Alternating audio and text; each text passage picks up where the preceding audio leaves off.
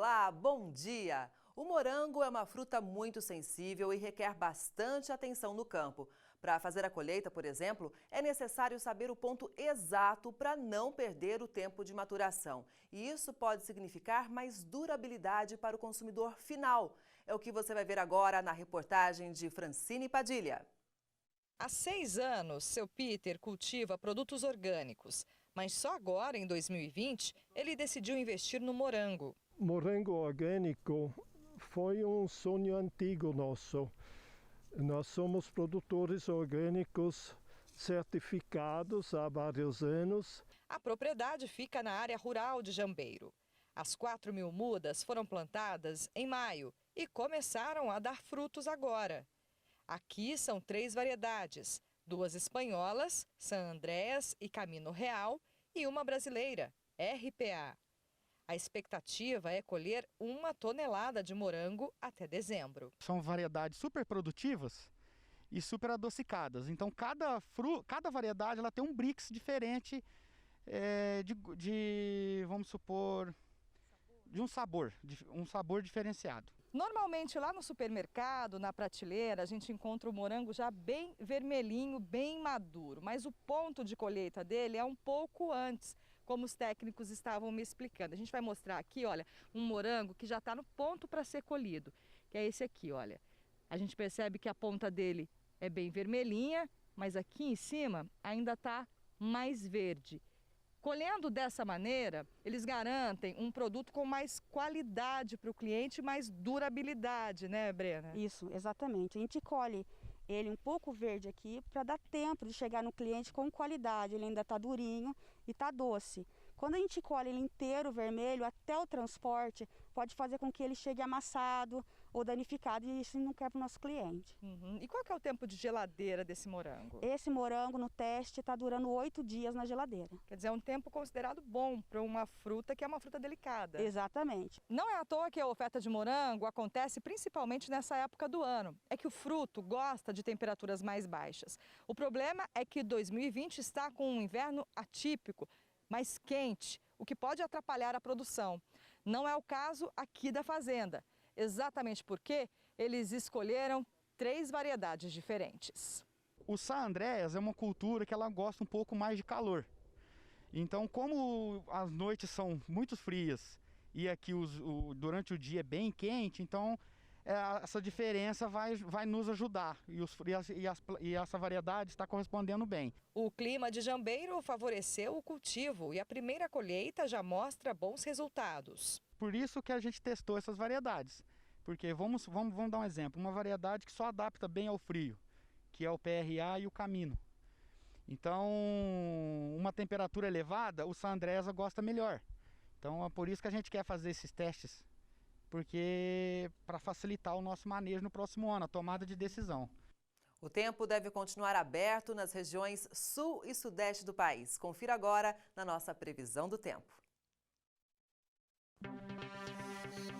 Na região sudeste, o tempo aberto deve permanecer nas capitais São Paulo, Rio de Janeiro, Vitória e Belo Horizonte. Não há nenhuma previsão de chuva para os próximos dias. O clima quente pode beneficiar a colheita de algodão, que segue a todo vapor em Minas Gerais.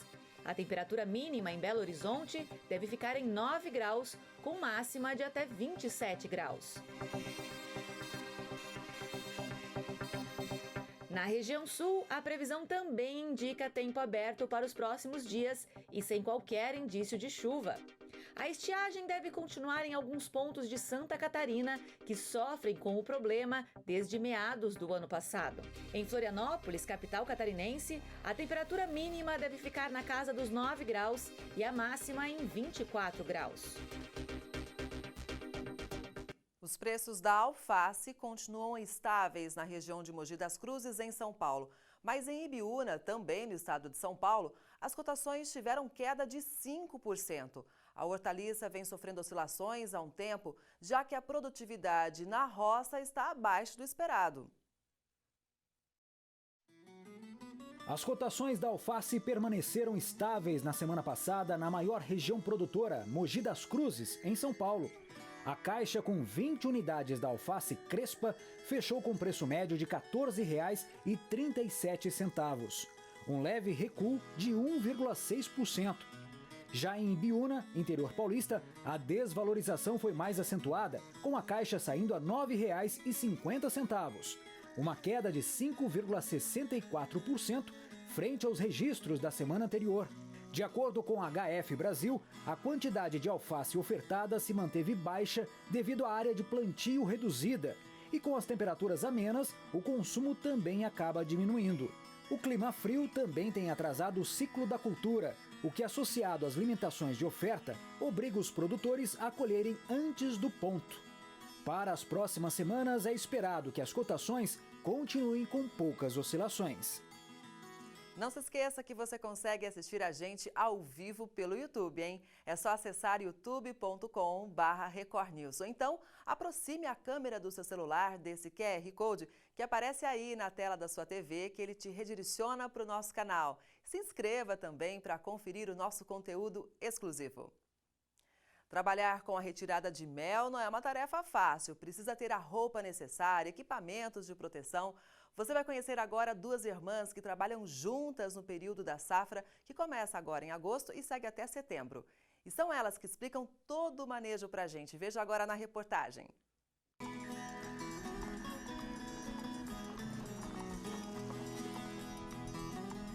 Nossa equipe desembarcou na zona rural de Roselândia, distrito de Bela Vista de Goiás.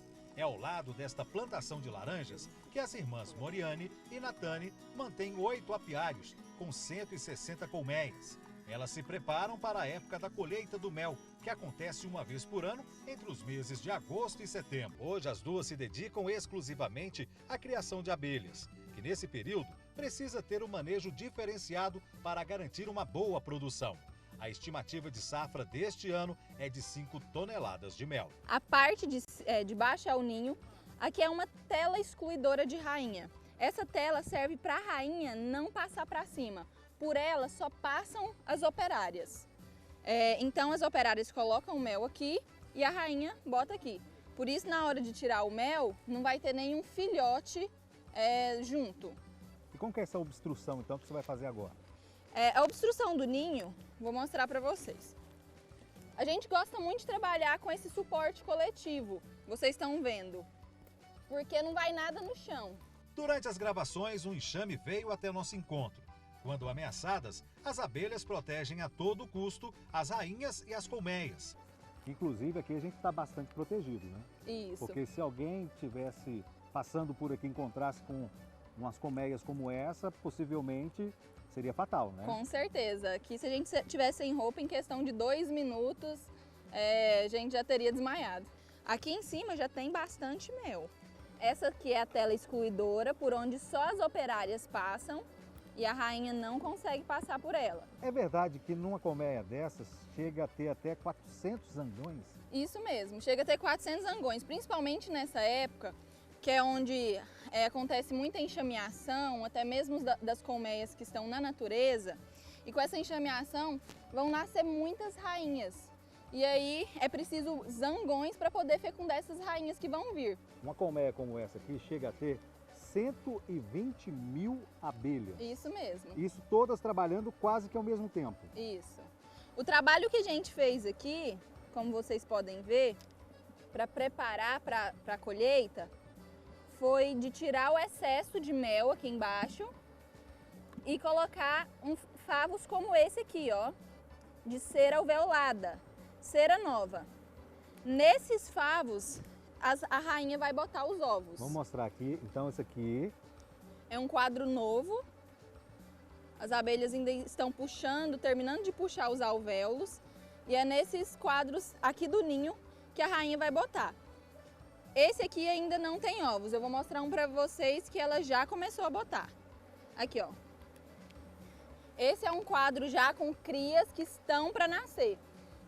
Com mais ou menos 21 dias, começam a nascer as operárias. E vai ser exatamente no pico da florada, que é em agosto e setembro. Um favo, para estar pronto para ser colhido, ele precisa estar totalmente alveolado. Por quê? Os alvéolos que estão abertos com um pouco de mel ainda contém umidade nesse mel. Então as abelhas nutrizes, que é no início da vida delas, que elas ficam responsáveis por transformar o néctar em mel, elas estão nesse momento tirando a umidade do mel que está aqui.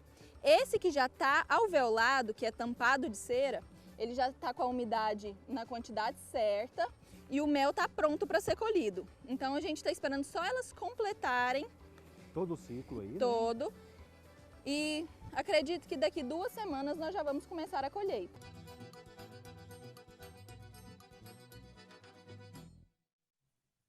O ritmo de produção diminuiu nas granjas, mas os valores da carne de frango seguem avançando no mercado interno. Entenda o motivo. Os preços internos do setor avícola seguem avançando, influenciados pelo aumento na liquidez, especialmente nos mercados de carne, cortes e miúdos. Informações do CPEA indicam que, enquanto nas granjas o ritmo de produção diminuiu nos últimos meses, a demanda no atacado tem se recuperado e vem se mantendo mais aquecida. Diante disso, a disponibilidade interna da carne está enxuta, de modo que alguns colaboradores já indicam dificuldades na compra de parte dos produtos, principalmente os que são mais destinados ao mercado externo. O Record News Rural de hoje fica por aqui. Obrigada pela audiência e até a próxima!